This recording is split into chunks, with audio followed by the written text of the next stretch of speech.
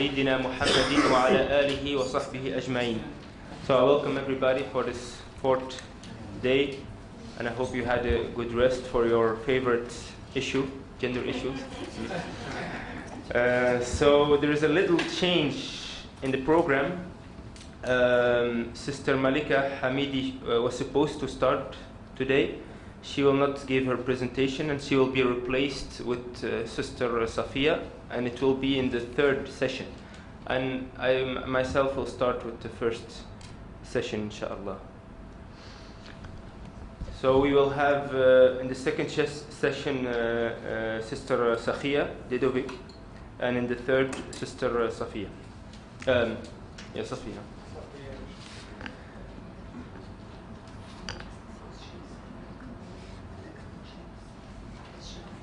Or you want to take the second session?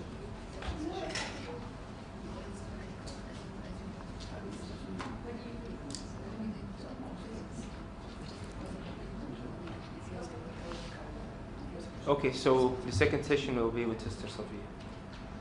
So like you see, my issue or my topic is, what is it?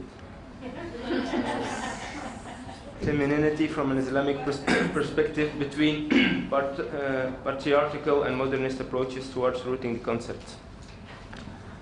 So basically we will have an introduction, and then we will tackle the patriarchal reading of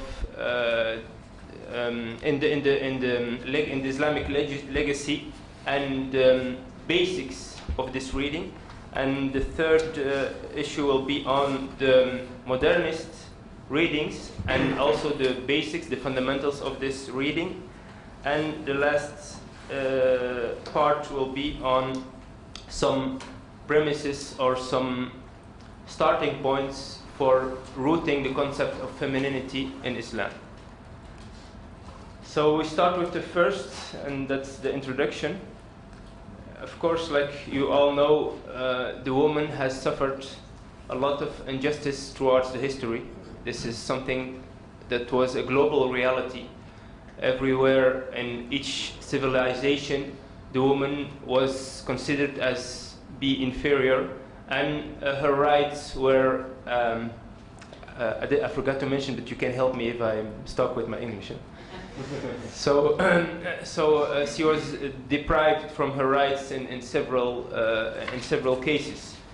Some civilizations saw her or thought that she didn't have a soul. Some others that she was created for serving man, etc. This was in general the global reality, and this was the reality also in the Jahili society, before the pre-Islamic society, before the Islam came, and we have a lot of examples of that. For example, the menstruation, the fact that she had menstruation, that was seen as something that was filthy and that touched her as a human being, touched her soul. So her soul was filthy. So in some traditions, like in the Jewish tradition, if she menstruated, she didn't have the right to come in the house. She had to sleep outside the house, and she didn't have the right to eat with her husband or to sleep with her husband, etc. And so, like I said, there are a lot of examples also in the Jahili society. This was the global reality of women, and of course, one of the major things that created this inferior concepts towards the woman in the masculine tasawwur conception is the in a lot of cases the biological dimension. Biologically, she's different. So this biological difference were used by men to prove the inferiority of women. So this was, like I said, the global reality, and this was the reality when Islam came in the Jahili society. But of course, when the Islam came to the Jahili society,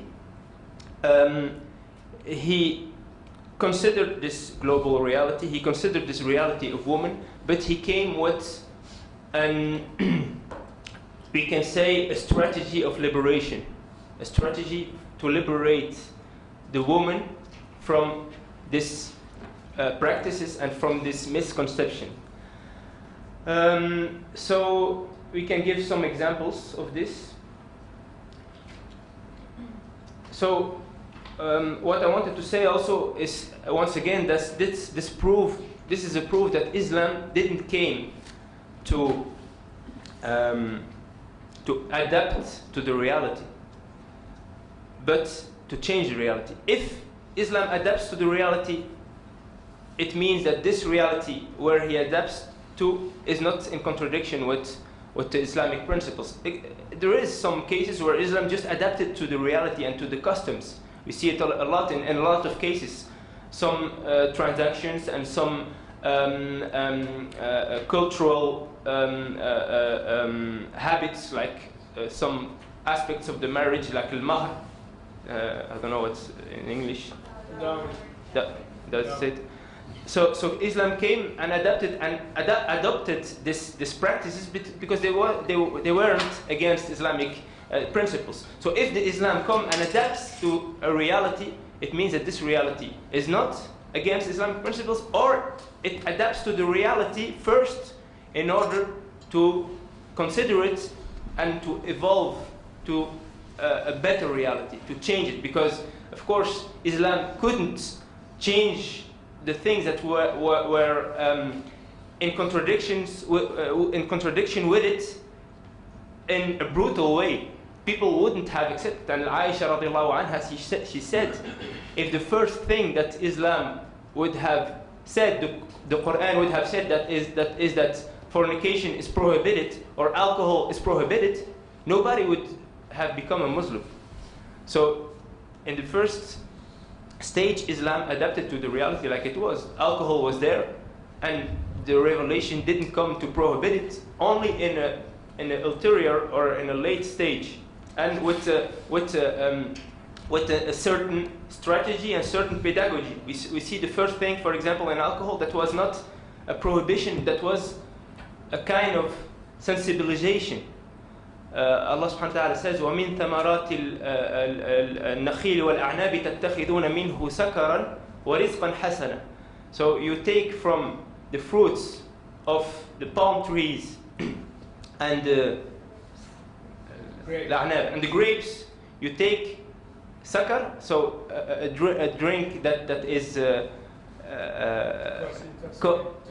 that's intoxicating your brain or your intellect.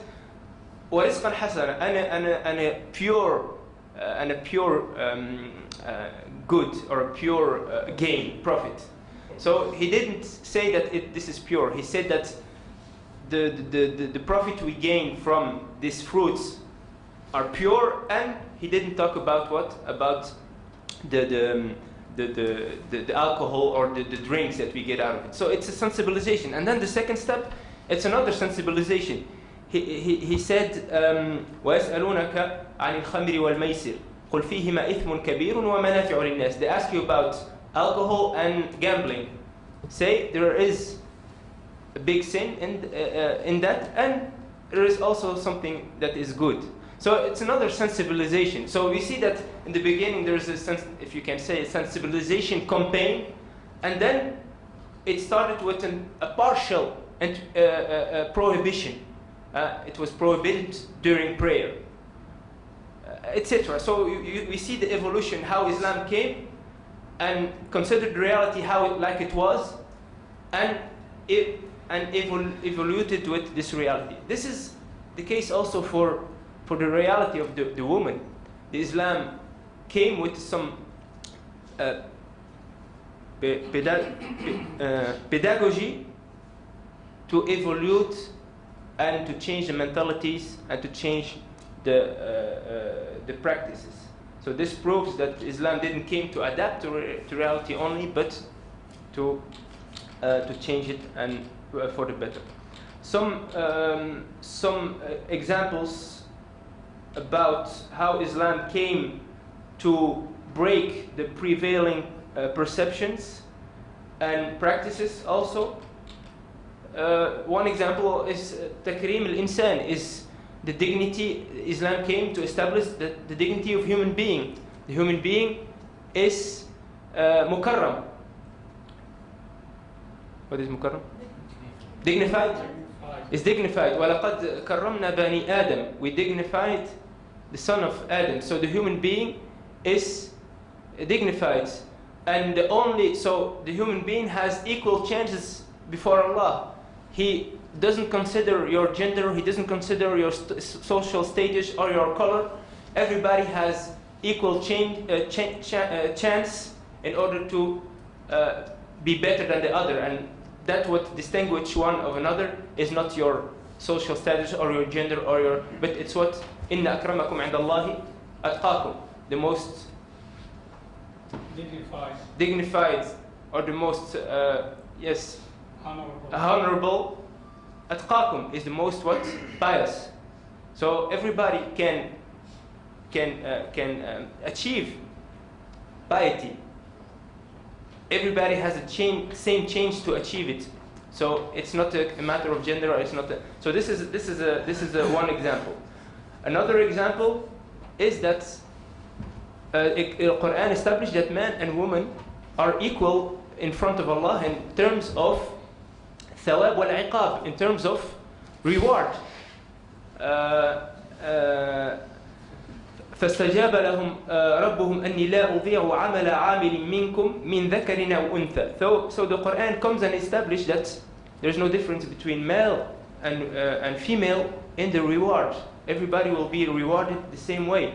And there was one Sahabiya, there was one woman that came to the Prophet ﷺ, and that she had the feeling that the Quran is addressing man. And she said, أرى كل شيء إلا للرجال وما أرى للنساء أو ما أرى النساء يذكرن بشيء. So I see that I have the feeling that in the Quran all the reward is for men, and I don't feel that the reward is for women also. So Allah subhanahu wa ta'ala revealed a verse that says إن المسلمين والمسلمات والمؤمنين والمؤمنات etc. So the verse basically came to show that there is no difference. Because sometimes when you read the Quran and you see the reward, for example, in paradise, we can think that it's addressing man. There is woman that Allah promises for man in the paradise. But actually, you have to realize that the paradise is another reality. And when Allah subhanahu wa ta'ala promises woman for man in the Quran, actually we have to understand it in the light of some principles in the Aqidah. And one of these principles is that the Prophet ﷺ says that in paradise, فيها ما لا عين رأت. In paradise there are things that no eye have ever seen, and no ear have ever heard, and nobody have ever imagined. And Ibn Abbas, commenting this hadith, says there is nothing in paradise that it's on earth, only the names. The only thing that is similar between things that are in paradise and earth is the name. If Allah promised you a fruit, the only thing is similar between the fruit in the paradise and the fruit on earth is the name fruit. But the reality is something completely different, and something that you can't even imagine. So that means that when Allah is speaking about the reward as a woman, this is something, actually this is not it. It's just the name. So you can't imagine. So why Allah is promising this fruit and this reward? Because just to give you something that you know, in order to try to imagine how good the thing is that you don't know. It's just to taqrib al-surah, or to bring it closer. But this is not it. So what does it mean? It means that there is nothing in paradise. There is nothing that is in earth. So when Allah promises the thing, He's promised because Allah knows how man is. and what men like, but he knows also what women like. So he promised things that brings the picture closer to women also. I don't know if you get what I mean. Huh? We're trying. We're out time. We're doing Yeah, I just only, Allah subhanahu wa ta'ala promise you things, but He can't describe you the things. Why? Because the things are not accessible to your imagination. Because it's beyond your intellectual capacity. Because your intellectual capacity is limited to this world. And in the hereafter, it's another reality. And your imagination or your intelligence was not created, your brain was not created for the hereafter, it was created for the what? For this world. So in the hereafter you will have other capacities, and you will, why don't we see Allah in this world? Because we are not able, we was created, our brain and our body, physically, we were created for this world. We was not created to understand and to have access to the metaphysical world. So we don't have access to Allah. We don't have access to something absolute because our imagination and our intelligence is not absolute. It's limited to this world. So we don't have access to the reality of the hereafter because it's something that is not limited to this world. And our brain, like I said, was created for this world. So I mean, Allah brings closer the picture for us to know that there is something great. There is something good. But this is not it. This is not what you think. You understand what I mean? So don't think that what Allah promises to man, this is it. No, He just promised it to bring you to that man knows, okay, it's good. And He promises at the same time something that women will say, this is good. Look at the Quran and Sunnah about paradise. There are things that are addressing women also. I hope I was clear. So this is another example. Another example is الاشتراك في المسؤولية الاجتماعية.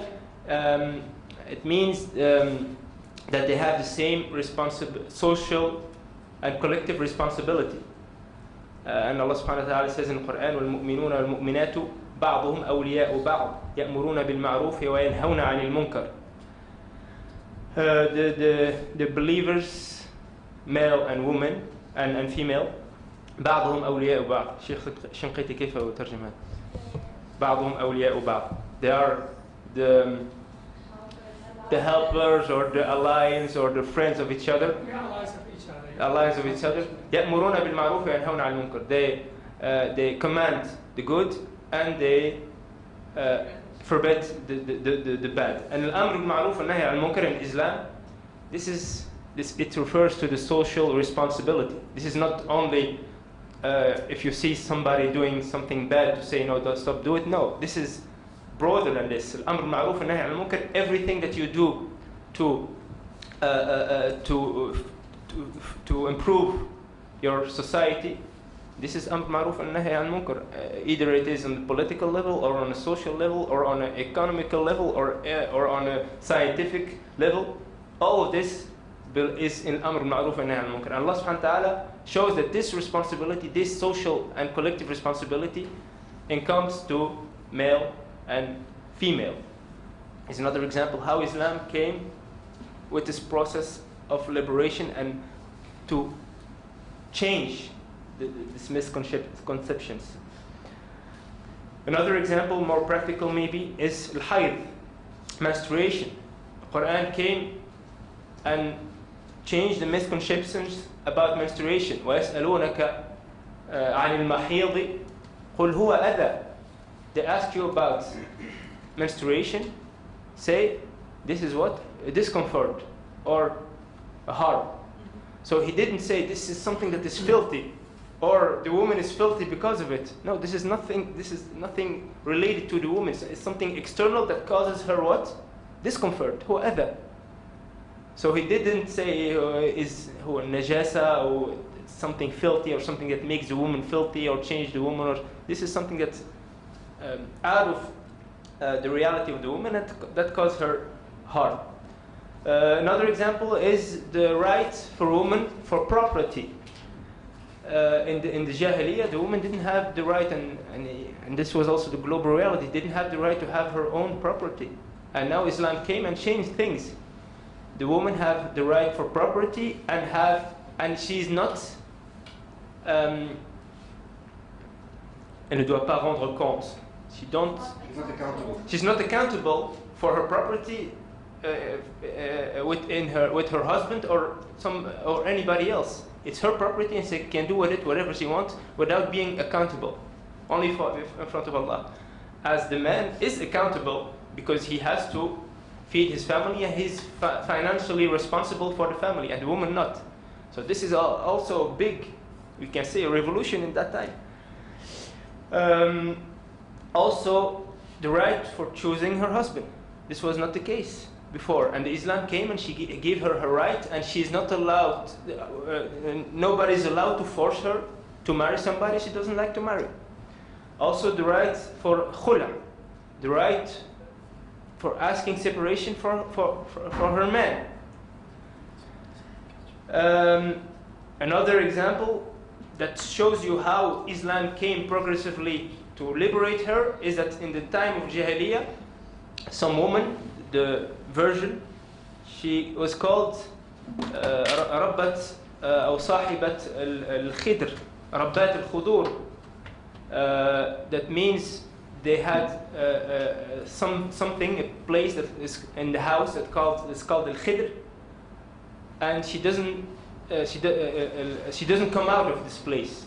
She's virgin and she doesn't come out. She stays there until she's married. And the Prophet ﷺ, in the Eid and in other occasion, he said, let her come out. Say to Rabbat al-Khudur that she comes out of al-Khidr.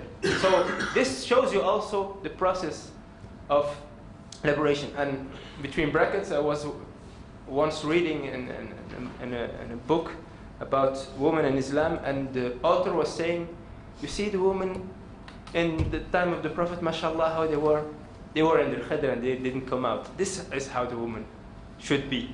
This is the good example of the woman. So he didn't understand. This is a problem that we will tackle.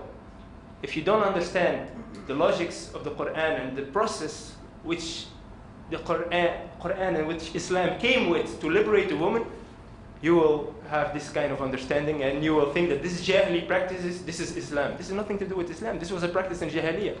So he was thinking that this was the right model and this was the right example to follow, while the Prophet came to liberate the woman and not to assert this reality. So let's keep it with this example.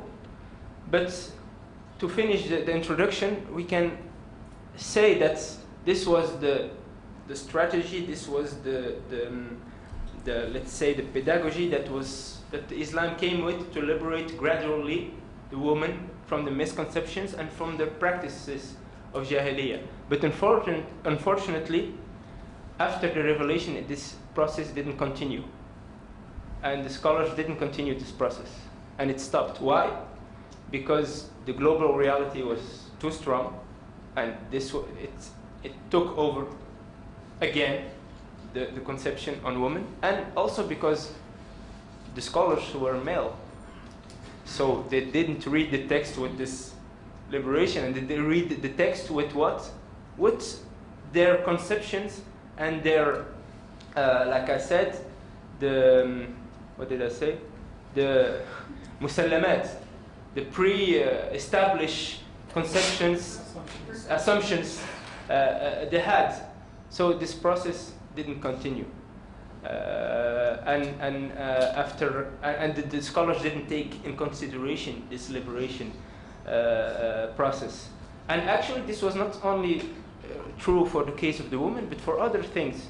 For the case of slavery, this was the same thing. The Islam came to liberate the human being from slavery with the gradual process also to evaluate with the mentalities and with the conceptions.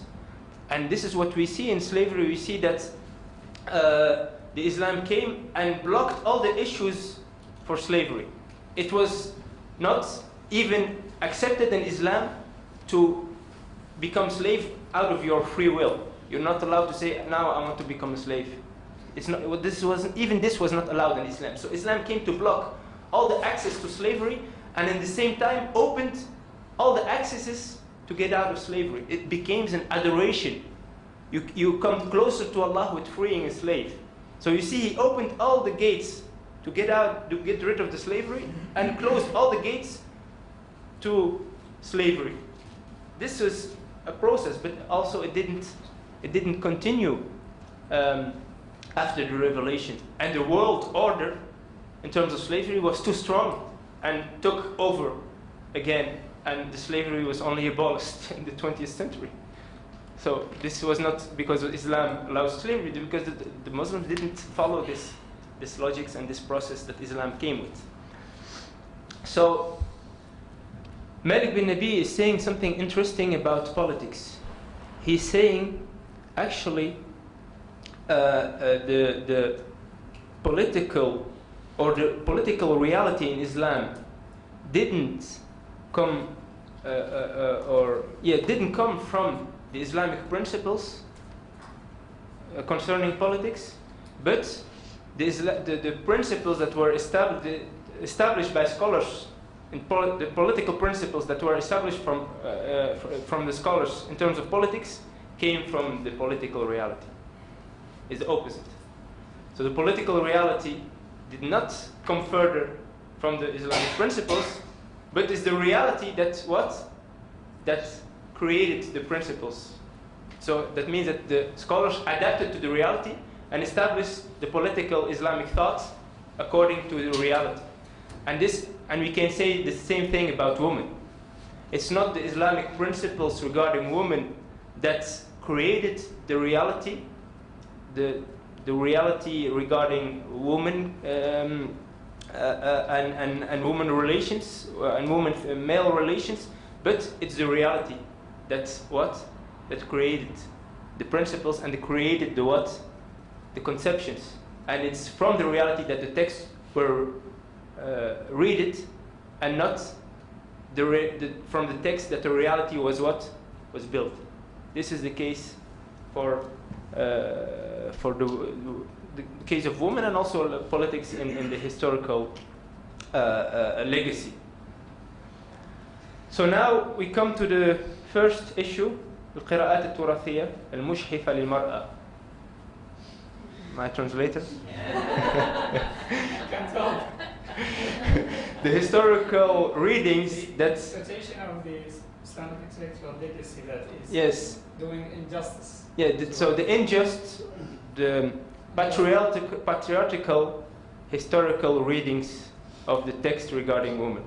Let's begin with my favorite, the text of Razi in his tafsir, when he is explaining the verse where Allah says,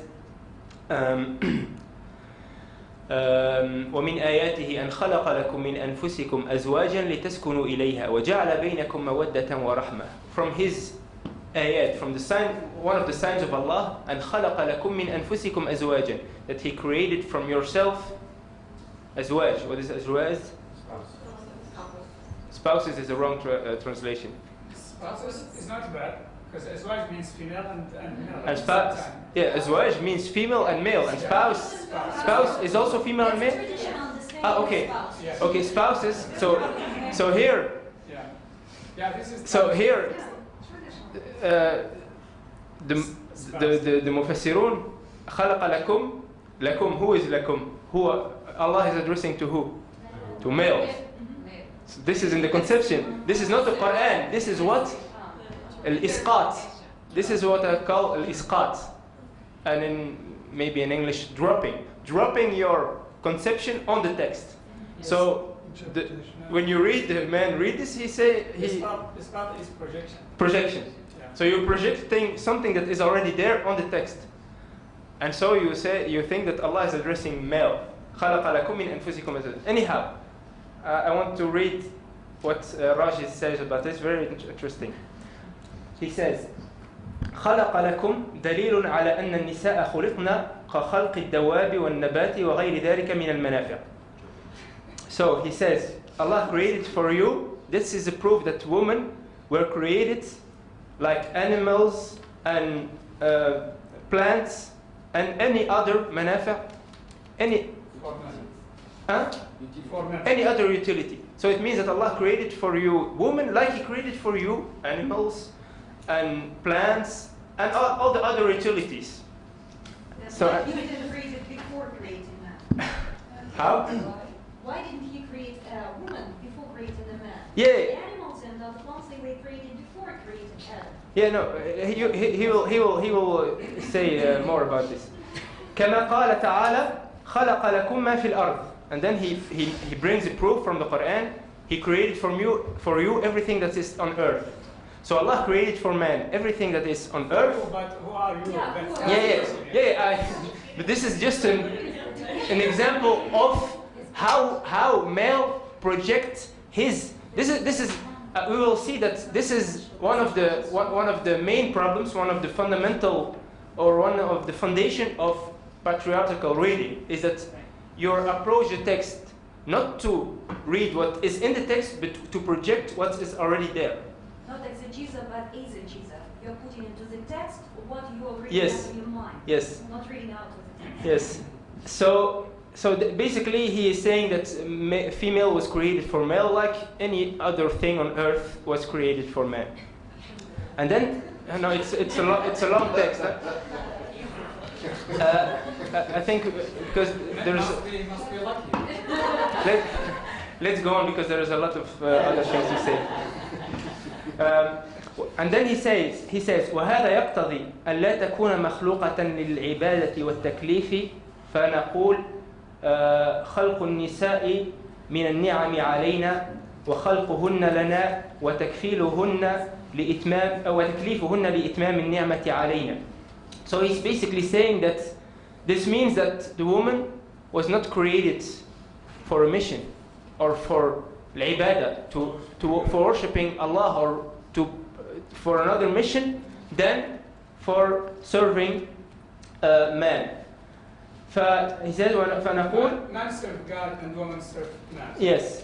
خلق النساء خلق النساء من النعم علينا. So the creation of woman is a favor that Allah made for man. من النعم علينا وخلقهن لنا وتكليفهن لإتمام النعمة علينا. So and then he's saying, okay, why are they responsible then? And why does they have to pray and does they have to stay away from haram and do what's obligatory? Not for Allah, but for the man. Because if they don't do it, then it will be causing harm to man. So وتكليفهن لإتمام النعمة علينا لا لتوجيه التكليف نحوهن مثل توجيهه إلينا وذلك من حيث النقل والحكم والمعنى. He says, so they are not responsible in front of Allah like we are. They are just responsible because if they are not, they will cause us harm. And he said this, we can prove this with النقل, with the text, والحكم, with the prescriptions, والمعنى, and with logics. أما النقل فهذا وغيره. About the texts, we already proved it with the text that he is interpreting. أما الحكم, about prescriptions, فلأن المرأة لم تكلف بتكاليف كثيرة كما كلف الرجال. About the prescriptions, the proof is that, look, the woman is not responsible in a lot of prescriptions like men are. So this is a proof that she is not created for worshipping. وأما المعنى فلأن المرأة ضعيفة أو ضعيفة الخلق سخية أو سخيفة فشابهت الصبي. So the logical proof is that woman is weak physically and stupid intellectually. فشابهت الصبي. So she looks like she's like a kid.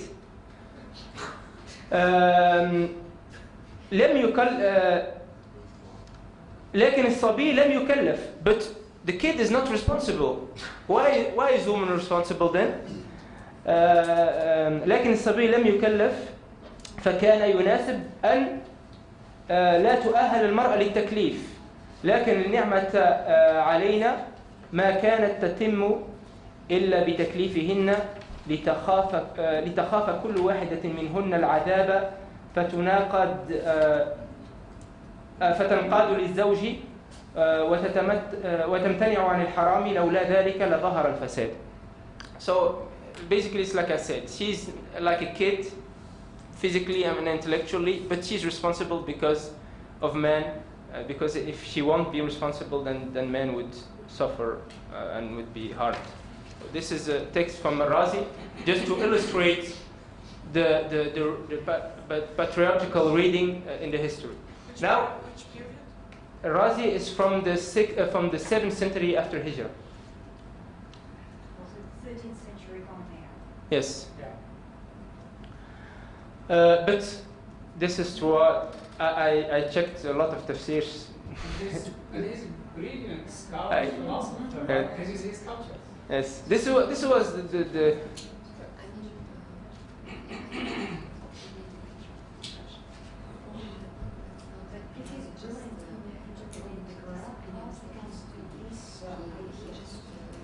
The burden of the culture, social culture.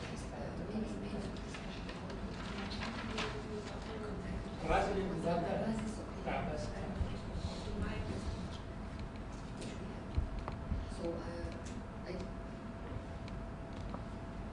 If just I can add to this, maybe not to wait for longer, because I don't like to be misunderstood with Razi. Razi's tafsir and Razi general as a scholar was the first one, I think first of all, at least the people who explained of Mufassirin, that really brought the new opinions about women, and especially the understanding of the creation of women, of the same soul.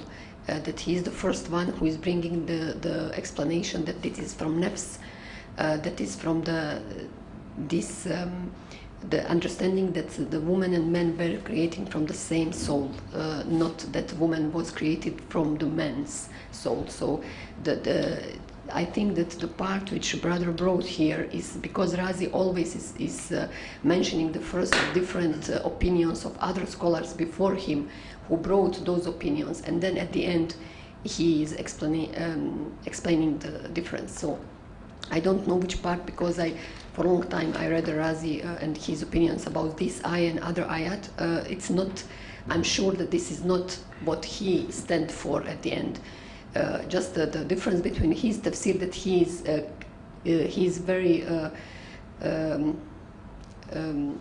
very keen that every time he bring all possible opinions, and at the end he explains what he stands for. Just not to be misunderstood with Razi, because Razi really has very wonderful understanding of position of women. For what I was following before other Mufassirin, he is the first one, and later all opinions until today about Tahrir al-Mar'a, about some understanding of women, I feel that were relied somehow on his understanding in the positive manner. So just not maybe to the part which he brought is now yes in his tafsir, but it's not his opinion. No, I can assert you that it's his opinion, and that he is defending his opinion, and you can read what's coming after. It's his opinion, and it's not another opinion. Interpretation of the interpretation. No, so I can assert you that Razi is not one of the. I can tell you some scholars in the history were open, like Ibn Hazm and Ibn Qayyim, and sometimes, but not always. But this is the opinion of Razi, and not nobody else's opinion. He's when he comes with this verse, he say وفي الآية مسائل المسألة الأولى. This is المسألة الأولى, and this is his opinion, nobody else's opinion. So I can assert you can go back to the tafsir. It's accessible. He's coming with a certain number of masail, and this is المسألة الأولى. This is the first thing that we can understand from the verse. This is what he's saying. This is his words and not nobody else's words. So let's.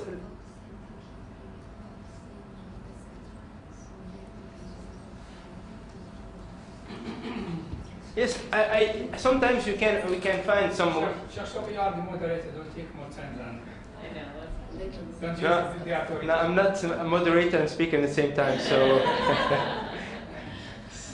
Conflict of interest. Yeah, exactly. So, I think we have a lot of things to say, so let's. How much time do I have? Question is to you. This was just an example of Razi to illustrate the patriarchal reading, and this is not an isolated case. Razi is not an isolated case. This was the general tendency amongst scholars, amongst mufassirin. Give me one mufassir that doesn't say that a woman is inferior than man. I didn't find one single mufassir that says this. Even before him and even after him. Even Ibn Ashur and Rashid Rida and the modern mufassirin. Even Rashid Rida. So, okay, there are some scholars that were more open than others, but this was the general tendency. And this was, like I said, this was Razi's deep conviction that woman is not responsible and only created for man like an animal. Then let's talk about the foundations of the patriarchal reading in history. The first foundation, or the first muntalaq, starting point, is, like I said, isqat al-musallamat, the projecting of assumptions. So the scholars projected their assumptions that were there in their culture and in their society on the texts. And we can give several examples. Allah subhanahu wa ta'ala says, الرجال قوامون على النساء بما فضل الله بعضهم على بعض. So Allah says, فضل الله بعضهم على بعض. Allah what? Preferred some over the others. And I didn't find one single tafsir who doesn't say that Allah preferred man on woman. All the tafsirs are saying this. Actually, I have to be honest. I found one tafsir from Turabi that was saying this. But it's a modern scholar. But even in, like I said, even Rashid Rida, that was one of the Islahiyun, one of the reformists. Even Ibn Ashur and the modern tafsirs and the old tafsirs, all of them are saying that Allah preferred man on woman, and that woman is inferior.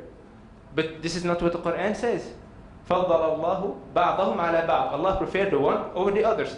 And like we find in other verses that Allah subhanahu wa ta'ala says, تِلْكَ الرُّسُلُ فَضَّلْنَا بَعْضَهُمْ عَلَى بَعْضٍ. And when you read the tafsir here, they doesn't say that this prophet is better than the other. It's just that some prophet has some things that special and that are better than the others, and others have some things that are better than the others.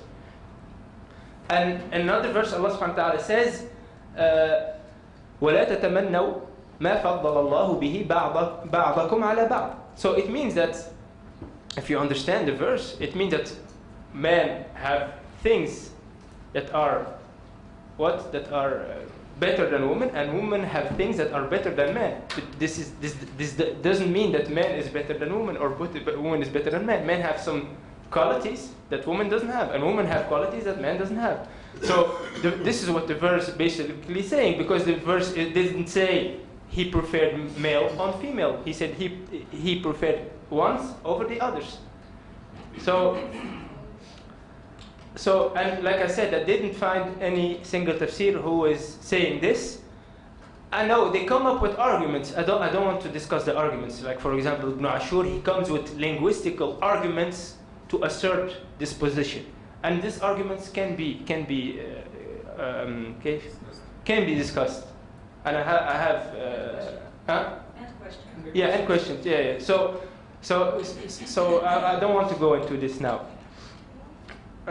This is the first muntalaq, or the first starting point for this patriarchal reading.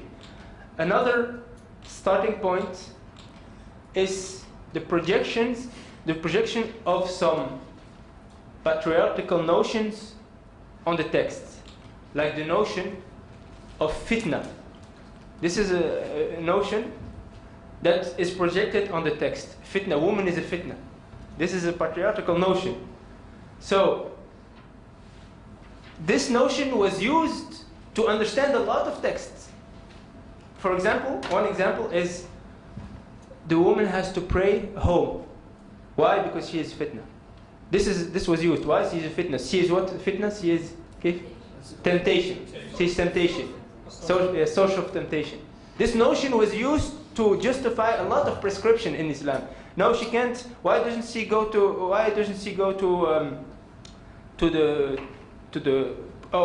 now in the most schools, fiqh schools, woman is not, or some fiqh schools like Al-Ahnaf, woman is not allowed to come to the Jum'ah, Salat al-Jum'ah, or woman is not allowed to come to Jama'ah. In Europe, for example, when you see all the mosques, there is not, the woman doesn't come to Salawat al-Khams, doesn't come to the prayer. She is fitna. So this notion was used and was projected on the text. And I give you an example of the hadith where the Prophet says that salatuki fi baytiki, your prayer at home is better than your prayer in the mosque. So, I mean, the text is there, it's authentic. But it's the way that you read it that is problematic. Because here, the scholars read it as, okay, she has to pray home, it's better for her to pray at home anyhow, because she is in temptation. But the text doesn't speak about temptation. And there is a problem here, because there are other texts that are saying that if you pray in Jama'ah, you have 27 more times more reward than if you pray alone. So how do you deal with this text? And there's another text that says that when you pray in the mosque of the Prophet, because the Prophet was talking to a woman that came to his mosque, and he said to everybody, he said, your prayer in my mosque is 1,000 times more rewardable than your prayer in another mosque. So how do we deal with the text? Either we say the Prophet was only addressing men when he was saying prayer in Jama'ah is 27 times better, or prayer in my mosque is 1,000 times better. Was he addressing only men? There's no proof of this. So what do we do? Fi tanaqud, there is and in the fiqh it's known. In the fiqh it's known when there is a contradiction, you have to what? You have to reconcile. But the scholars didn't reconcile. They just took the things apart and didn't reconcile because it was min al-musallamat. It's fitna and khalas.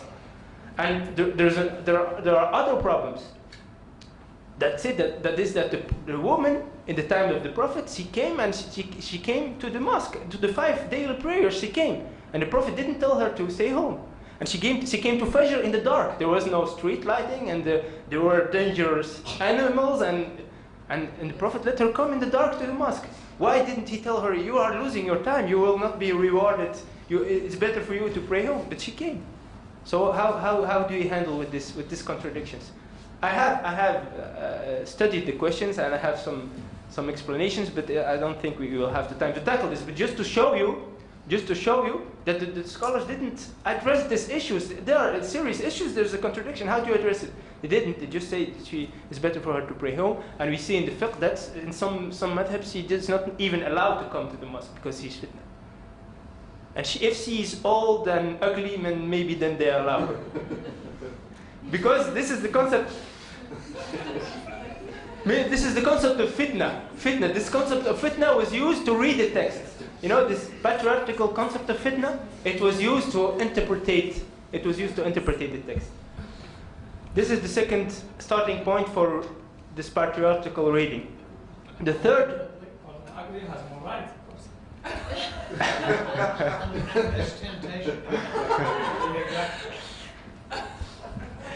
The third starting point for this patriarchal reading is the fact that they didn't consider, like I said before, this is the third starting point.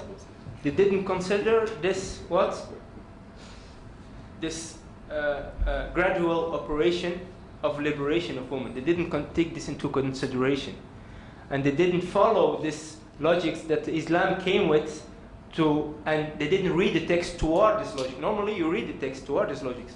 Actually, for the riq, for the slave, sometimes they did. And they even established rules. الشريعة متشوفة إلى الحرية. This is a rule in the fiqh that says Sharia is what? Is longing for freedom. Is longing or aspiring for freedom. This is a fiqhi rule that is used in the fiqh to say, for example, in some cases, is he now considered as a slave or not? And if we doubt, okay, he's not slave because Sharia is aspiring for freedom. You see, the rules was established because this was here we took into consideration this process that Sharia came with for liberation. But this was not the case for women, and it was not. We didn't establish these rules to read the text and to consider this process of liberation. And I give you an example. The Prophet ﷺ says in an authentic hadith, al-Sahihain, that women have a lack of intelligence, النساء ناقصات عقل ودين, and religion. What do we do with the text? You reject him? No, it's in Sahih al-Bukhari and Muslim. Don't reject the text. It's a part of the text. It's not the text. Huh? Yeah, it's a part of a hadith. It's a part of a hadith. That's a problem. I mean, Yeah. it has Yeah, this is the thing. This is the thing that so if you read it with the patriarchal reading, you will not, consider the fact that the Sharia, you don't read it with the fact that Sharia came to liberate the woman. But if you look at the context of the hadith, the hadith is in favor of the woman and not against the woman. النساء ناقصات عقل ودين. The women are lacking intelligence and religion. And the woman, look at the context. The Prophet ﷺ came, it was the day of Eid, and he came to the woman and he was encouraging the woman. He was not, he was not blaming. He was not blaming the woman, no. So, and when the woman asked, why are we lacking intelligence? And he said, أليست شهادة المرأة نصف شهادة الرجل? Is the testimony of the woman not at the half of testimony of man? قلنا بلى يا رسول الله. They said, yes, of course. So here the Prophet gave the reason. Why is a woman lacking intelligence? Because her testimony is the half of testimony of man. And then, so now we have to ask, why is the testimony of woman the half of testimony of man? First of the things to establish here, look at the patriarchal reading. What did the scholars do with this text? They used this concept of the fact that the testimony of woman is a half of testimony of man everywhere, and everything. El-Mu'amalat wa in el-Jinayat and everything. And everything. It means that now there is only one text in the Quran that is stating that woman, her testimony is the half and testimony of man. This hadith is not establishing this concept. This hadith is referring to what? Referring to the Quran. The Prophet ﷺ didn't come to establish a new concept that the testimony of woman is the half of testimony of man. The Prophet ﷺ was referring to the Quran. And that's why they were saying, Bala ya Rasulullah. They already knew. From where did they know? From the Quran. So that means that if you want to know this concept of half of the testimony, we have to go back to the Quran. So this is not an abstract concept that the Prophet came with and that he generalized. This is a concept that the Quran came with in a certain context and a certain transaction. The problem is that most of the scholars, they took it as an abstract concept and they generalized it everywhere. But the Prophet ﷺ didn't generalize it, he was referring to the Quran, and they already knew, because they knew the verse. And what is the verse referring to? The verse is referring to the fact that the woman has the half of testimony in some transactions. Why? It's a long story, I don't want to go into the details, but why? It's because the women in that time, they were not aware about the financial transactions. أن تضل إحداهما فتذكر إحداهما الأخرى. They were not socially engaged, and they were not aware about this financial transactions. So the Prophet ﷺ, or the Quran says that if there is a woman, there should be a second woman that when she testifies that she knows what she is talking about. And this is what Ibn Taymiyyah is showing, and Ibn al-Qayyim. And there is, in Shahada, there is tahammul wal ada. Tahammul is to take the testimony, and the ada is to what? To deliver it in front of the court. So now here, when is the Shahadat al-Mar'a and Shahadat al-Rajul? It's in tahammul or in ada? Here the Quran is talking about what? Tahammul. He's not talking about ada, he's talking about tahammul. When this transaction happens, so here there are two, because maybe she doesn't understand what is happening, because in that time she was not aware about financial transactions because she was socially isolated. So here in the tahammul, there has to be two. But in the ada, when they go to testify in front of the court, does there have to be two? The Quran didn't say this, because if she understood it because the other one explained it to her, then it's okay to testify in front of the court fil ada. So this is a case that is talking about a certain reality, and Ibn al-Qayyim even says, look, the scholars didn't accept the testimony of women and everything in crimes and in penal cases and in transactions and etc. because she's a woman. But we did accept the testimony of one single woman in the religion. And that is in the hadith. In the hadith, when a woman comes with the hadith in the narrators, and it's a woman, her hadith is accepted. And Ibn al-Qayyim is showing that this is a bigger thing to accept something that is related to your religion than to accept from a woman something that is related to life, to dunya. Okay, so if you look at the narrators, there is not only single woman narrator that is majruha. Majruha, what is this? Majruh in the ilm of hadith, a narrator that is majruh, he's not accept his narration is not his testimony his testimony or his narration is not accepted. There's in the science of hadith not only single female narrator that her hadith is rejected. Not even narration? Not even narration? In the Shiite tradition, maybe. Aisha, I say in the Shiite tradition maybe, but not in the Sunni tradition. Of course not. Okay, maybe we can. So I don't know how many times I have. I didn't. We're not yet at the half of the presentation. We're gonna vote you out. Are we going to have 3 or 2 speakers? Three. Yeah, Three. I think Okay. You got to have time. What? You got to have time. How many time I have still? Half an hour. 2 minutes. Half an hour plus 2 minutes. Sorry, I'm not sure I got the conclusion of The time is now. Yeah, no, we didn't finish. Okay, sorry. So here. We started about 9:10, right? Okay, you have 8 minutes.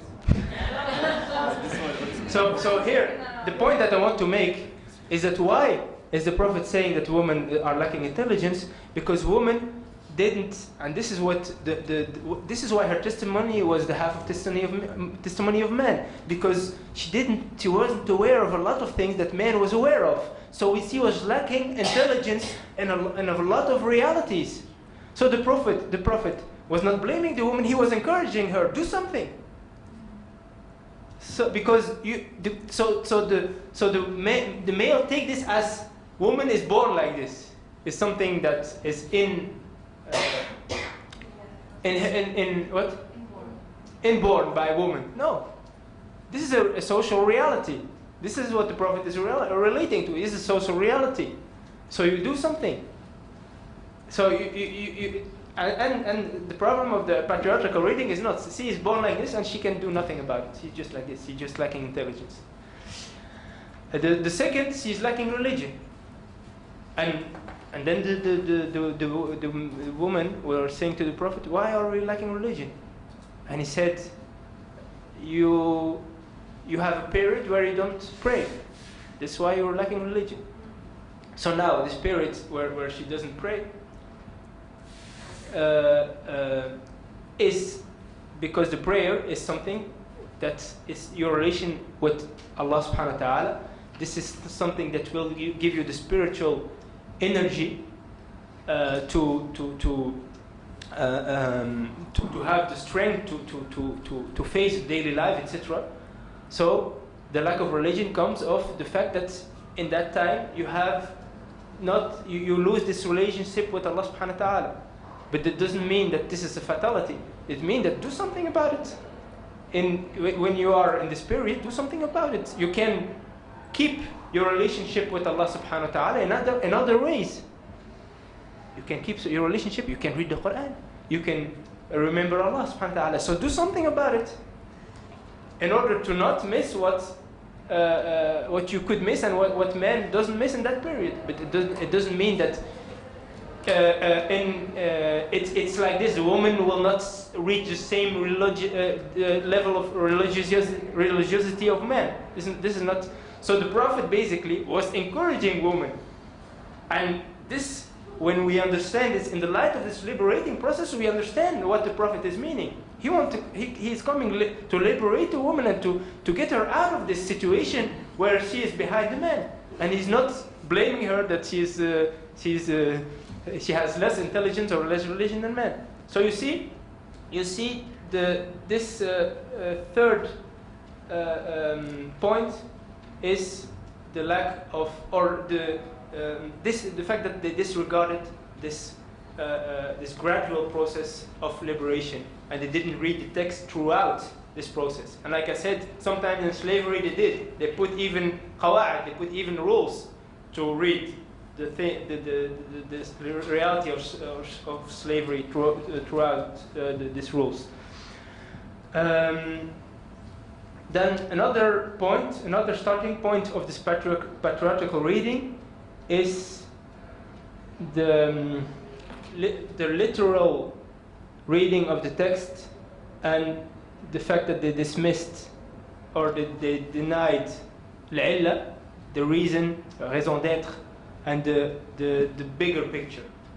And actually, they did this more regarding the texts that are addressing women than in other texts. In other texts, sometimes you see them very sophisticated reading with considering the objectives and considering the reasons, etc.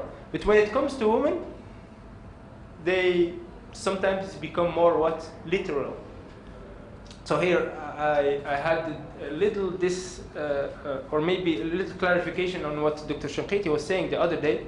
I didn't agree totally when he said that in political ethics, some scholars were too close to the text and other scholars too far.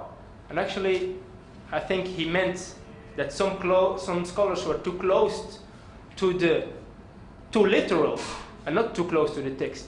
Because you can't be too close to the text. You can't. You have to be as close as possible to the text. But the text has a lot of levels and a lot of dimensions. One of the dimensions is the literal understanding of the text. So you shouldn't be too close to the literal dimension to the text, because if you are too close to the literal dimension of the text, you will be too far from the text, if you see what I mean. Because the text has a lot of aspects. And to be close to the text, to respect the text, you have to consider all the dimensions. There is the literal dimension, but there is also al-maqsad, the what? The purpose of the text. There's al-illa, the reason. There is all of these dimensions that are established in usul fiqh. عبارة النص وإشارة النص ودلالة النص والمفهوم والمسكوت ومفهوم المخالفة. All of this are dimensions of the text. So being close to the text, respecting the text, is respecting all the dimensions. And if you respect, and this is what I think Dr. was referring to, that they were too close to the literal understanding. And actually, I call them literalist. Literalist, yeah. But you said too close to the text, and I think you have to say too close to the text, too far from the meaning. Too close to the literal dimension of the text. But you have to be close to the text, and you have to consider all the dimensions. So one of the things that they sometimes, when they were reading the text about women, they were too close to the literal. dimension and dismissing all of the other dimension. And I give you an example. The Prophet ﷺ said, لا يحل لامرأة تؤمن بالله واليوم الآخر أن تسافر من غير ذي محرم. It's not allowed for a woman that believes in Allah and the Day of Judgment to travel without her mahram. Mahram is the man. Mahram. Everybody knows what mahram is? Her legal, yeah, like her father or her brother or her husband or her son, yeah. Someone that's either the husband or that she cannot be married to. Yes, so It's not that. yes, Guardian, somebody that she's not allowed to marry to, let's say. blood relation. Yes. So the Prophet basically is saying she's not allowed to travel without her mahram. Now we see that a lot of scholars, they took it literally, and in each case she's not allowed to travel without mahram. While if you look at the reason, العلة, why is she not allowed? You know, this is a rule in usul. الحكم يدور مع العلة وجودا وعدما.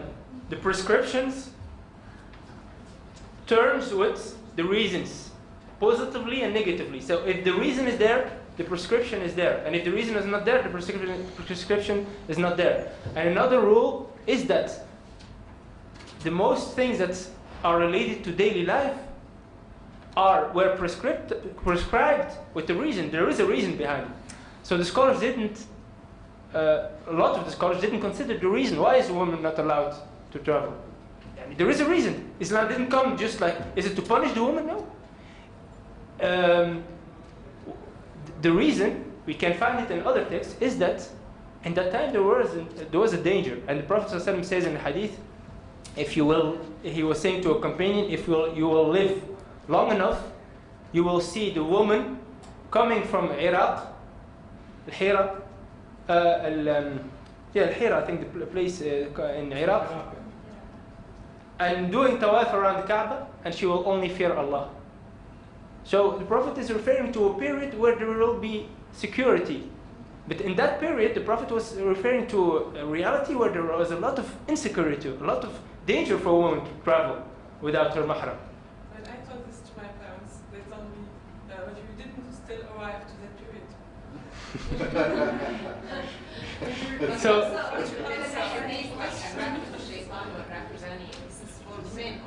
yes, yes. So here, Ibn al-Arabi, he is addressing Al-Ahnaf because Al-Ahnaf didn't allow women to travel, even if there is security, even if she is in a secure group. Maliki and Shafi'iyya did.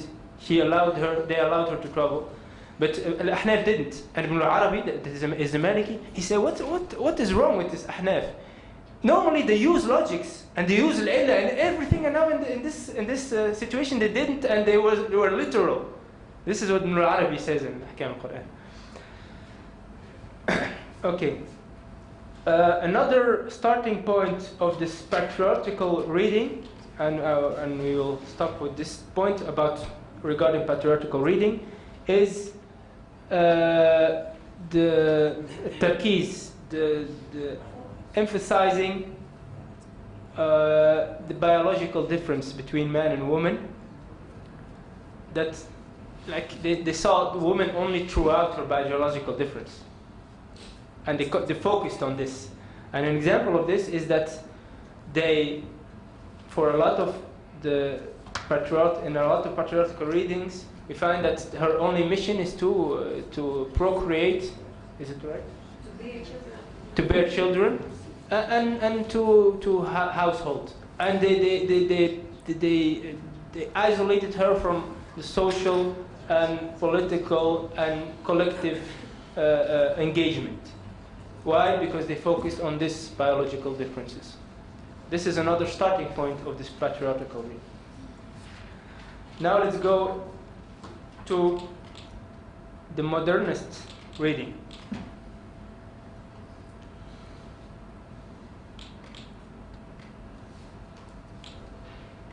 The modernist reading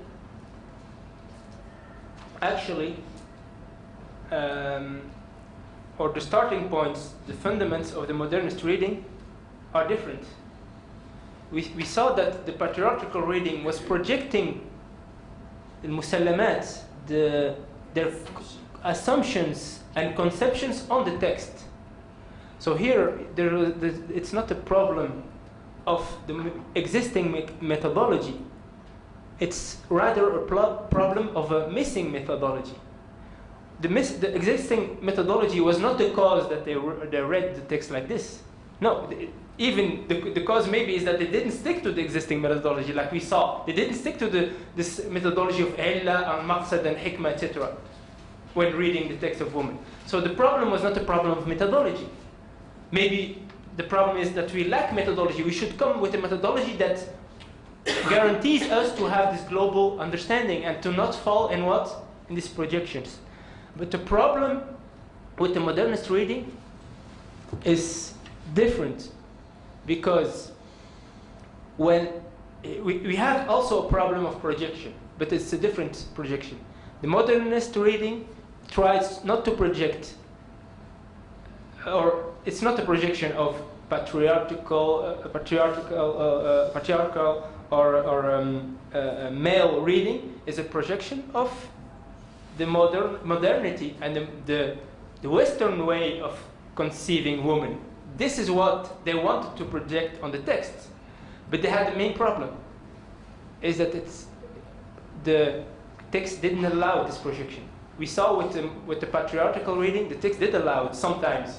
You see, sometimes the text did allow it, that we project it, but here the text didn't allow it. So they had to find a problem, a solution, because the text didn't allow their projection. So what did they do? They start to doubt or to create doubt about the text itself. So their first starting point is to create doubt about the authenticity and the sacredness of the text, of the Quran and Sunnah. Is it the word of Allah? So with the Quran, they created doubt about if it's the word of Allah, or is it mixed with tradition, and is it mixed with history or not. And with the Sunnah, they just rejected the whole Sunnah, because it didn't allow their projections on the text. This is the first starting point. While we are not far away, can you give examples of these attempts of Western projection? We will come to this. And then, so the first thing is to create doubt about the sacredness of the text. So rejecting the Sunnah and creating doubt about Quran. And this allowed the second step, is to come up with new, to reject the old methodology. All the methodology that was established by the scholars, they rejected. Because they said this methodology was assuming that the text was sacred, that the text come from Allah. So we reject the whole methodology. We reject the whole, and we saw actually that the problem was not in the methodology. Can you give me one example that because of the methodology we have, we came to a patriarchal reading? Can they give me one example of this? This is why I was discussing with the brothers the other day, that was saying, no, we don't accept this methodology that we inherited. So can you give me one example of the problem that this methodology caused in reading the text? They can't give me. I think that the methodology should be reformed, but the reform is not in refusing the old methodology. The reform is to completing this methodology, to make it what? Integrative, and to make it holistic. So the problem in the methodology that we are lacking the way that we, like I said, application, and the way to have a global vision, the way to consider the maqasid, to consider reality. Okay, we're lacking this, but what we inherited as a methodology, this is not basically the problem. So they refused everything that's coming from the old methodology. They refused, for example, one of the established thing is that in the text we have a thabit and we have mutaghayyir, we have al-qat'i and we have al-dhanni. We have something that that are not changing, and we have text that, or we have prescription that can evolve, and they reject this. But this is the nature of the text, and this is because even this is what the Quran is telling us. The Quran telling us that فيه آيات محكمات, there are verses that are not changing, or the understanding is not changing. هن أم الكتاب. This is what keeps the book. This is the frame of the book. So if we change this, then everything can be changed, and then you can do whatever with the religion, whatever you want. And how can, if we are believers, how can we believe that if we believe that God exists and that God created us with a mission, then we believe that God showed us how to accomplish this mission. But if we believe that the Quran doesn't show us exactly how to accomplish this mission, because you can understand from this mission whatever you want, then there is a problem here. God didn't show us actually how to perform this mission on earth. So he created us with a mission, but he left us like this, like do whatever you want. This is problematic in the aqid and in the logics even. So there is a part of the book that is the framework, and within this framework, I don't say that Islam didn't come with a social system. Islam didn't come with a political system. Islam didn't come with the economical system. If saying Islamic economics for me is wrong, because we have economics maybe based on Islamic principles. This is okay, because we have principles in economy. We have principles in politics. So Islam did what came with things that don't change, because they are not the time and space doesn't have an influence on them, like the worshipping, how we worship Allah. The time and space doesn't have influence on this. How we the belief that we should have in the hereafter and in Allah, this is not changing with time and space. Some transactions or some family matters also, but then there is a large space that can evaluate with time and space, like political questions and social questions, etc. This can evolve. This is why Islam didn't come with detailed prescriptions or detailed model in this aspect. And here we have this room of evolution and ijtihad. So, but without this frame, what will your ijtihad be, and what will guide your ijtihad? So this is a point that we already made. So I think finish your time. You think? When did we start? 1 hour and 50 minutes ago we started. Sorry? 1 hour and 50 minutes ago we started. We started 15 minutes ago. 1 hour Okay. and 15 minutes. Okay. You talk 1 hour and 15 minutes. Okay, I will stop here. We didn't finish. We have to stop. Okay, no problem. We didn't finish the patriarchal, the modernist reading, so I wanted to give you the foundation of this modernist reading, and then some starting points for a reading that is not influenced by the patriarchal projections, historical patriarchal projections, and that is not influenced by the modern projections on the conception of woman. This is what we need.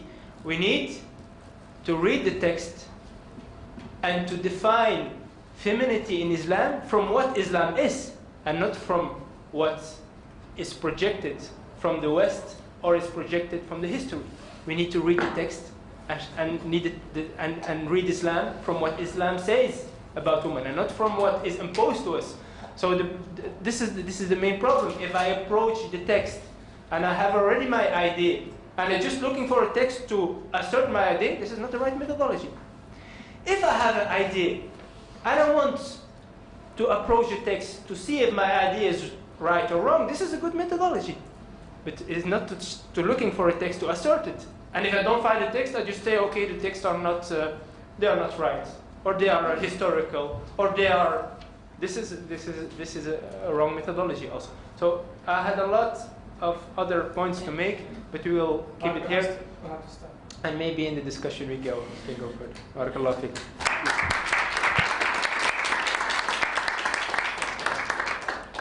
So, but you didn't give the example of Western assumptions. okay, this is the first question. Okay, I have comments also.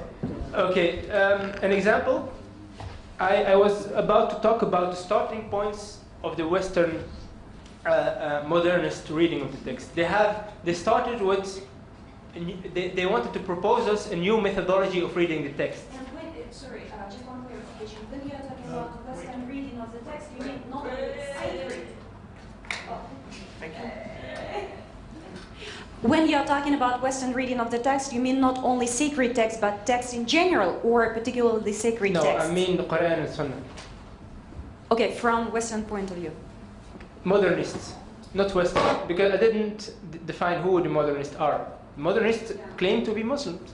They are Muslims who want to reform Islam, but they want to reform Islam and adapt it to the Western conception of things.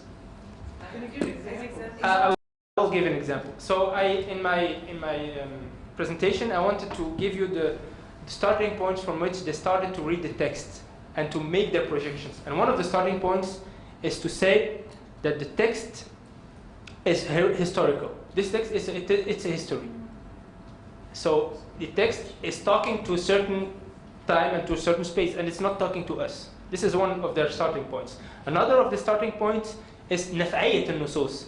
This text is an utilitarian text. It means that you don't have to read. If you read the text, you don't stick to the literal meaning, but stick to the objective. This is the only thing that is important. For example, when you come to heritage, in a lot of cases, the woman inherits the half of what the man inherits. And they say this was in that history, in that time, because in that time, male worked and was responsible for the family. And it was right to give the male more because he has more financial responsibility towards his family. And woman, she can do with her money whatever she wants. She's not responsible. So if you give the double to the man, he will not keep the double because he is responsible for a lot of people. And if you give the half to the man, she will keep the half, and nobody can ask her for. So this is not injustice. This is right to do, the right thing to do, because man has a financial responsibility. But now they say the times have changed, and now woman is working, and she also is responsible for her family. So now this is not applicable anymore. But the problem is that this historical reading is going against the spirit of Islam and the principles of Islam, because in Islam the prescriptions are there until the day of judgment. This has to do with the universality of Islam. And now in the application we can say, okay, in this case the woman is working and she has nobody. We can make an exception in the application, case by case. Like I said before, between theory and application, in theory we can have things that are immutable, but in application everything is relative to the reality. But here, if Allah gave the woman half than the man, there's an objective behind it. And one of the objectives in Islam is that woman is free to choose to work or not to work. But now if you tell her, no, you are financially responsible and you have to be responsible, and we give you the like men, that means that now you are imposing to women to work and to financially responsible, and this is against Islam. Because in Islam, it's the man who works and is financially responsible. If the woman wants to work, she's free. If she doesn't want to work, she's free. But we can't impose her, and we can't make this the rule. So here they want to make of it the rule. And this, if the Islam came, gave her the half, because Islam wanted the reality to adapt to this half. I mean, that the reality doesn't impose to the woman to work. So if we're changing the rule, if we are changing the rules because of reality, then we are adapting to the reality. But we have to change the reality to the objectives of Islam. Short comment? Yes. you have the mic? Yes, I do. Well, I'm usually more liberal than some other members of CILE on this kind of issues. So Chauki has to forgive me. Number one, the Prophet ﷺ did not say that women lack intellect or religion. That is one sentence taken out of a full text.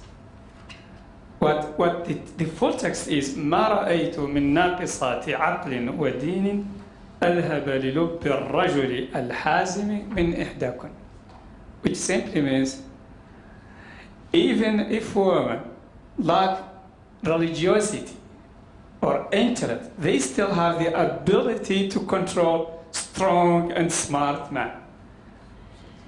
Yeah, that's simply. Yeah, that's literally what the hadith said. Yeah, but even if women lack. Can I ask you a question? No. What was the reaction of the woman? Oh, yes, go ahead. Okay. What was the reaction of the woman? Yeah. I'm gonna come to that. So the Prophet ﷺ, this hadith, I understand it within the context of Quran also. And when Quran Surah Yusuf, talk about a group of women that inna kaydakunna azim, that your maneuvering is very strong. So which means, and also we have in Quran, of course, the story of the Queen of Sheba. We have the role of women in Surah Al-Qasas. And I had a long time ago a lecture in the US, probably I still have the PowerPoint of that lecture. It's called the title, 5 Believing Women in Surah Al-Qasas. Even those 5 women who play an extraordinary role in the life of in the story of Moses in Surah Al-Qasas. Is starting with his mother, the wife of Pharaoh, his sister, and the 2 girls of Medina, that one of them ended up to be his wife. So you have extraordinary dominant role of women in that specific story, that specific surah. So I think, methodologically speaking, we need to start with the principles of the core values, justice, equality, etc. And all of those details need to be taken back to the principles. When Quran is telling us that the whole purpose of messages and messengers of God is to establish justice. لِيَقُومَ النَّاسُ بِالْقِسْطِ. We need to take every detail to look at it within the light of that. Okay, so let's say those who said women lack religion because they don't pray. No, I think that's not correct. Why? Because when women stop praying, they are worshipping Allah by doing that. It's Allah who told them to stop praying. So when I'm doing the order of Allah, how can you say that this is a defect in my religion? It's not a defect in my religion. So you are doing the order of Allah by praying, and I'm doing the order of Allah by stop praying. So how can this be perfection in you and imperfection in mine? There is a need to think about it. But there are many other points anyway. We have no time for it. Thank you so much. I will keep it for the afternoon. Yes, I think the hadith is clear. And one proof is that the Prophet is saying that woman is lacking intelligence and religion, is that woman, their reaction was, why do we lack intelligence? And the Prophet, he answered. And then the woman said, why do we lack religion? And the Prophet, he answered. And he said, because you don't pray. I think we need to do more effort about the authenticity of this part of the hadith and the meaning of Bukhari and Muslim. Number one. It's in the Sahihayn. It doesn't mean that's the final word in it. What? If it's in Bukhari and Muslim, doesn't mean that's the final word about its authenticity. There are 200 hadith in Bukhari and Muslim that some other hadith, scholar hadith are criticizing, starting with Daraqutni in the 4th century. You are Tariq. Yeah. You are talking about al-mu'allaqat, mu'allaqat al-Bukhari, mu'allaqat. Not al-mu'allaqat. Actually, there are much more than that. I have studied on this, and there are 120 hadith in Bukhari that other scholars said are not authentic. This is what we call hadith muda'af. There is difference between da'if and muda'af. Yes, da'if means weak. Muda'af means this is my problem. This is my problem. Anyway, I don't want to make it. This is my problem. Argumentation. When the hadith, when we can't when we can't project our opinion on the hadith, we look for if he's weak. This is a problem. When the majority and when all the ulama since history are affirming an authenticity of the hadith, but when I can't apply my isqat on the hadith, I say, okay, he's maybe weak. This is a problem. This is a problem. We have to start with the hadith, and if the scholars tell us he's authentic, then either I try to find out what the meaning is, and try to reconsider my projection that I want to make, and find out what the meaning is, or either stop until I find the meaning. But just to say it's ضعيف because he is not corresponding to what I want, to my opinion, this is a problem. Or to Quran, maybe it's not.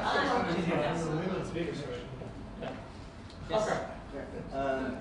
That's good.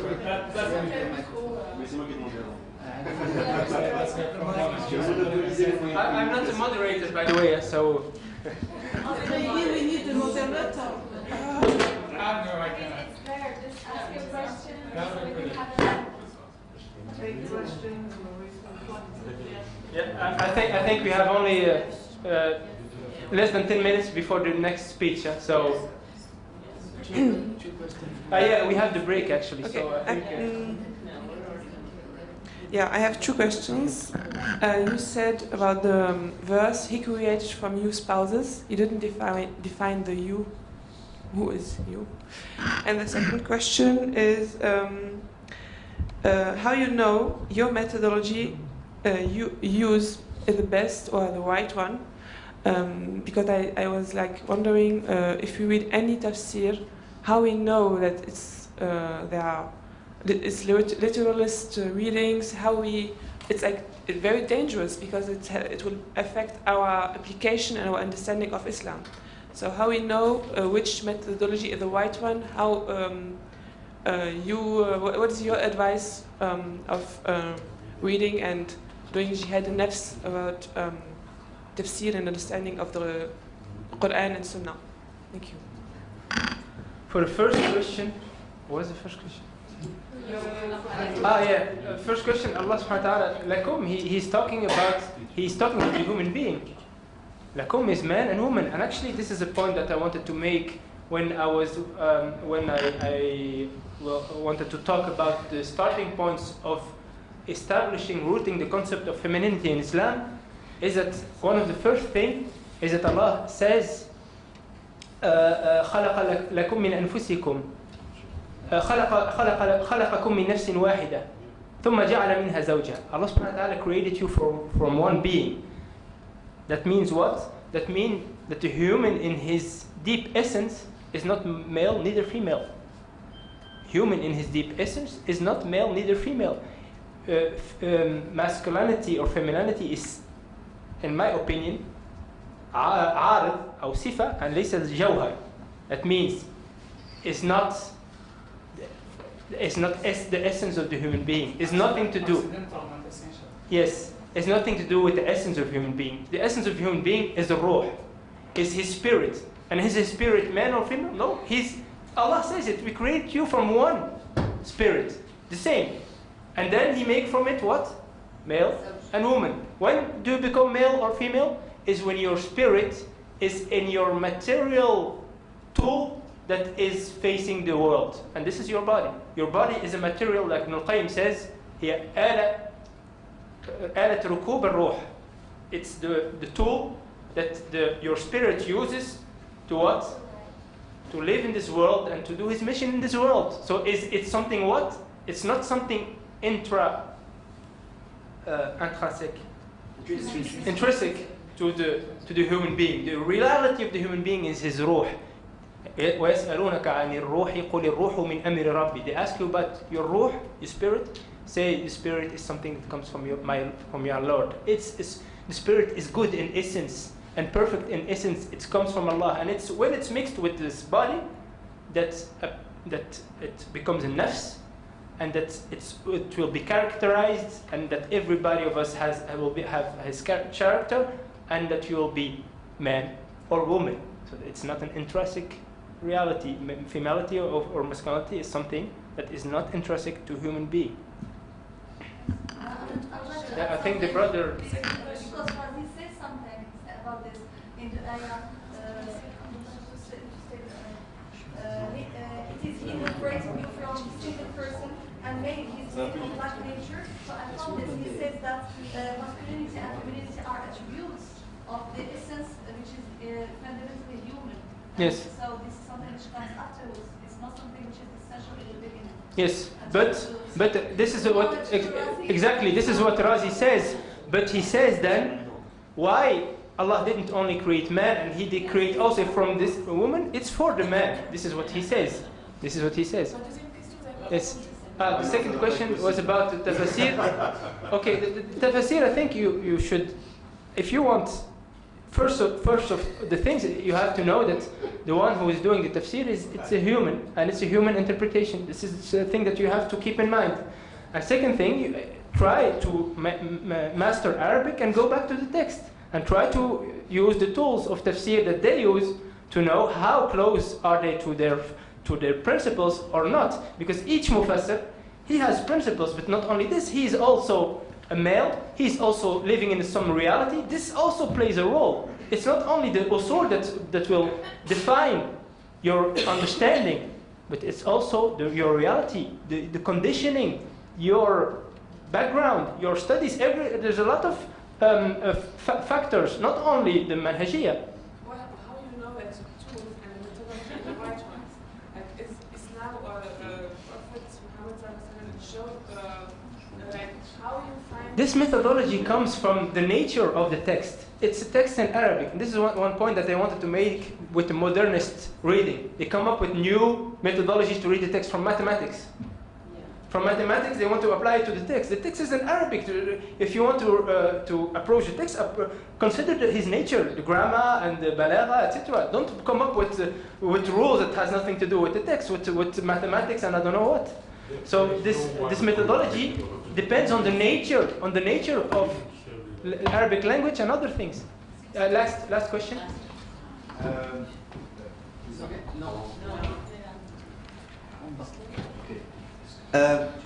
When you talk about the laws of heritage, you seem to actually assert that the fact is that the woman is not financially responsible or co-responsible with her husband for the financial aspects of the household is something immutable. Yes. You went too fast on this one. I would like some more explanations, because, frankly, my wife is a medical doctor, a great one, by the way, and if I would never go and tell her, I wouldn't tell her, you know what, you're a great doctor, but if you don't want to work, it's okay, because I'm the only one that is supposed to feel responsible for the household, because she would feel insulted, I think. Am I being modernist when I say this? Yes. I don't get it, yani. I don't get it. You say that she's not supposed to feel responsible to work. She can work, and she is free. So she don't have to, and you are responsible. If she wants to help you, it's good. It's a sadaqah from her. But she's not responsible. But she can, even if you are poor and she is rich, you have to work and you have to. She has the right to give you not one single penny. That's what I wanted you to elaborate on. Can you explain us why this is an immutable aspect of Because Islam? this is part of a whole mandoma. The text, please, just the adilla. Why? My friend Dr. is leaving. We need to give him the mic just 30 seconds for him to go across. Sorry for the interruption. He has to go. Okay. Thank you very much. I'm sorry I have to leave now, and I'm really sorry I don't have enough time to hear your presentation. But it's been a great honor being here, and I hope to see many of you again very, very soon. I'm leaving you with a box of ma'moul from Beirut. Please take it. Thank you very much. Is it for... You're clapping for the ma'moul, I know you are. For male or female? There is both, but you have to figure out which is which. Okay. Thank you so much. Could you please explain us the text on which you rely to say that this is an immutable aspect of Islam? There are a lot of texts. الرجال قوامون على النساء, etc. A lot of texts. القوامة is a financial responsibility. Yes, but it is linked to a social aspect of to a social rule. So it isn't linked to al-aqidah, the way to the faith, but it is a social rule. So I agree with the brother. How come that we can tell that it is immutable? But actually also your interpretation in Islam there is a room for different interpretations. I will ask you a question. Is the prayer immutable in Islam? Yes, it is immutable. Is it aqidah?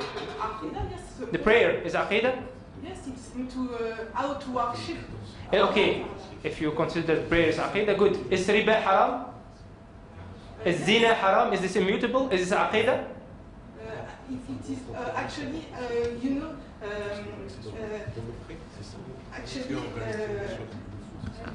I think that we are talking about social rules. Yeah, but zina is also maybe a social question, and riba is an economical question, and it's immutable. Financial responsibility, it isn't linked to a sin, just like zina. It isn't linked to. The prayer is also not linked to sin. I mean, it's nothing to do. Yes, but it is linked to the worship. And it's linked to the sin. If the male doesn't come with his financial responsibility, he is in a sin. But I think that you may maybe more expand your argumentation or your aspect, and maybe give other interpretations, and not actually put in light the fact that Islam isn't give room to different interpretations. No, I didn't say this. I said Islam. There is a big space for different interpretation. Your interpretation, because for instance, Abu Fadl, who is very renowned actually faqih, who lives in the United States and who comes from Saudi Arabia, has got another point. What is the point? What is his point? Actually, we can tell that men are immutable, responsible for the financial aspect of male and woman, male and female. Yes. They both are responsible. And he's also yes, because we can find scholars also who will tell you that prayer is not an obligation, and that zina is allowed. You can find these scholars. What I want to say is that it is your point. There is another. No, it's not my point. It's the Quran. This is what the Quran is learning us, and this is legitimate from renowned scholars. Okay, I think we will take a break, and then we come back after 5 minutes, inshallah. Okay, 5 minutes. This gift of my friend Ray. Because then you can start.